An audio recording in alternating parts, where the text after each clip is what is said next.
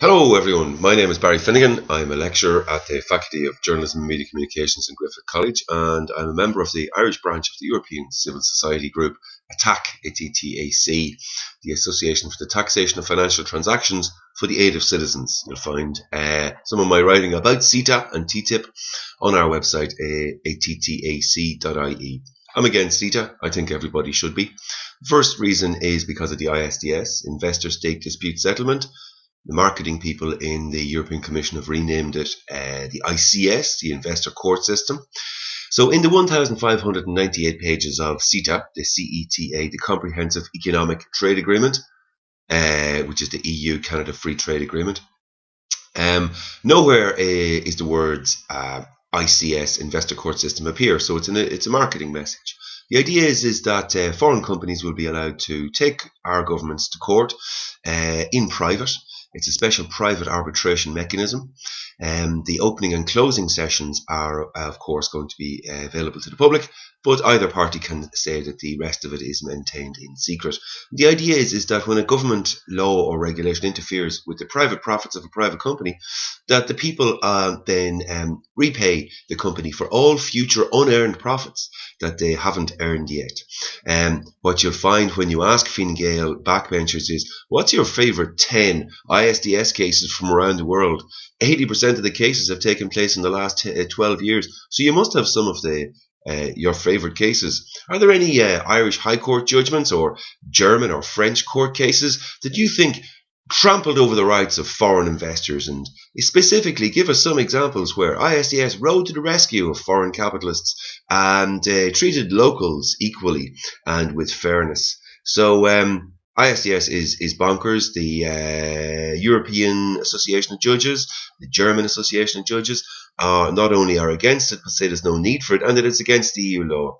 So what is it that Fine Gael have a problem with asking the European Parliament to ask the European Court of Justice to find out, is it legal under EU law?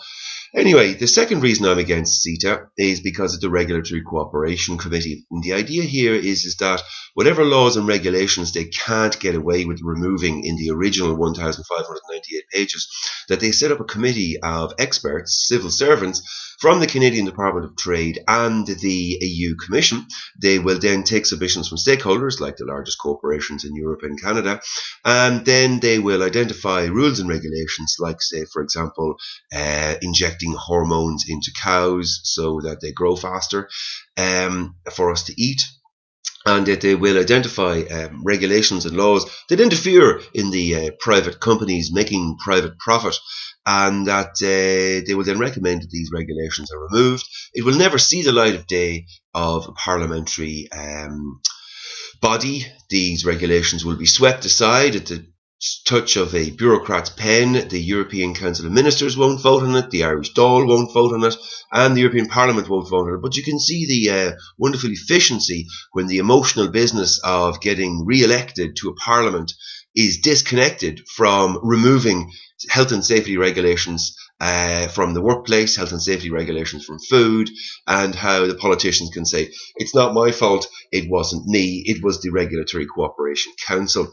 But can you find Fine Gael TDs who can speak for more than 5 seconds about what that is?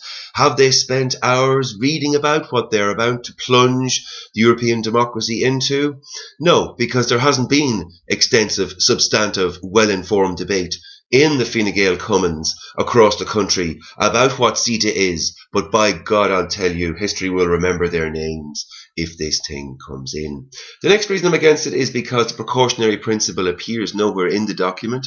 The precautionary principle is the European idea that if you have a new chemical or manufacturing process, you have to prove to the authorities that it doesn't kill or harm people, whereas in Canada and America, you do whatever you like with your chemicals, and the government needs to build up a body count as evidence to show that the chemical is nasty and then has to be banned. Nowhere in the 1,598 pages of CETA does the words precautionary principle appear. So it's very difficult to understand how the private, for-profit, paid by the day, non-tenured, temporary arbitrators who will act as judges are going to be able to use the precautionary principle to defend European rights. The next one then is the ratchet clause.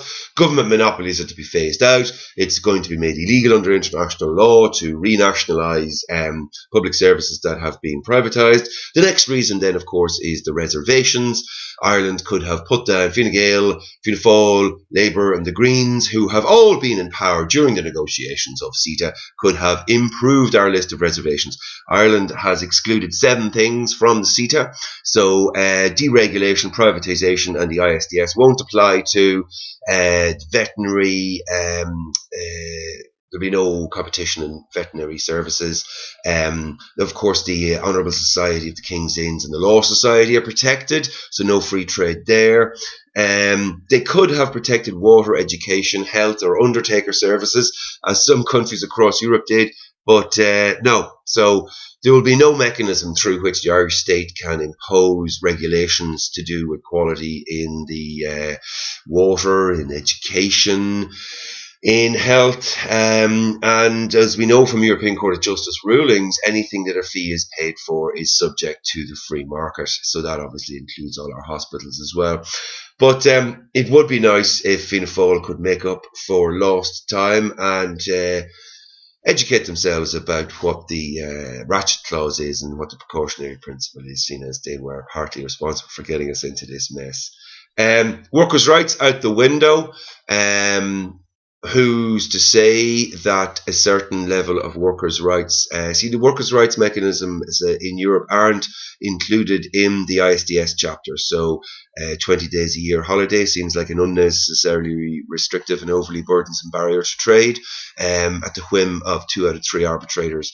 That can be swept aside. And so when the Commission and Fine Gael tell you, don't worry, ISDS is now called ICS, and they're proper judges. No, they're not proper judges. If you actually read the document that's available on the European Commission website, there's nothing about these people being judges. There will be a panel. They'll be paid $4,000 a year for being on the panel that the arbitrators could be selected from, and they'll be paid €3,000 a day while they're acting as arbitrators at the ISDS panel arbitration mechanism when the companies are suing the governments. So obviously it's in their interest to make the case last longer. It's in their interest to let corporations win. The more corporations that win, the more cases that will be taken, and the more they can earn $3,000 a day. So it completely usurps and overturns on its head the entire notion of justice being seen to be done and the impartiality of the judges, of course. So again, in July 2015, the European Parliament voted to have a version of ISDS. And if you compare the version of ISDS that they voted in favour of, it is wildly different to the ICS in the CETA document, which is, of course, absolutely preposterous. Climate change, forget about it. We'll never be able to introduce legislation to force private companies to behave in a certain way. This kind of communist style big government telling private companies what to do will be illegal under CETA. That's the entire purpose of it. So telling companies to reduce their emissions, fining companies for burning particular fossil fuels will be utterly impossible, because nowhere in the ISDS sections of the CETA does it tell you. And the last couple of things then are the jobs and growth. Ha ha ha. There are no jobs in CETA. The way that they calculate the impact on the European economy of CETA after it's been implemented is a CGE. It's a thing called computable general equilibrium, CGE, and it's an obscure mechanism for economists to share with economists their fantasies about what might happen when a trade agreement comes into place. So it starts off like this. They assume 100% employment. They assume 0% employment, 0% unemployment. So everybody has a job. The entire society is at maximum capacity in terms of productivity. So they calculate that when an Irish beef farmer loses his job, an Irish chicken farmer, due to gargantuan factories with tens of thousands of animals undercutting their prices here in Ireland as cheap muck food floods into Ireland from Canadian factory farms, that the Irish beef farmer, chicken farmer will be able to move to the fashion industry in Milan overnight. I'll be able to move to the car industry in Dusseldorf overnight with zero labour market moving costs, no language prohibition, and no training required. Because this computable general equilibrium was designed by economists for economists and never to be used for public policy making. And so when you ask them for as well proof that there's economic growth, the only document that they can rely on is the 2009 Canadian Government and EU Commission report, where they show that over a 7-year period there will be 0.08% economic growth. If you divide that by 7 years, which it's representing, that's 0.01%. That's 1 over 100. So the reason that they don't tell you the percentage of economic growth that's going to come from CETA is because it's 1/100th of 1%, 0.01%. So in the interest of democracy, it'd be nice to think that somebody somewhere in Fine Gael and Fianna Fáil could talk about these issues.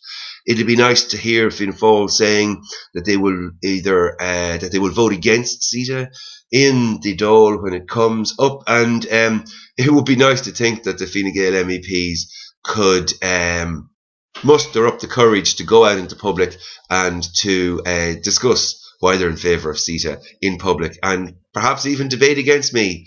Viva la democracia, death to CETA and ISDS, and may European democracy live long. Thank you and goodbye.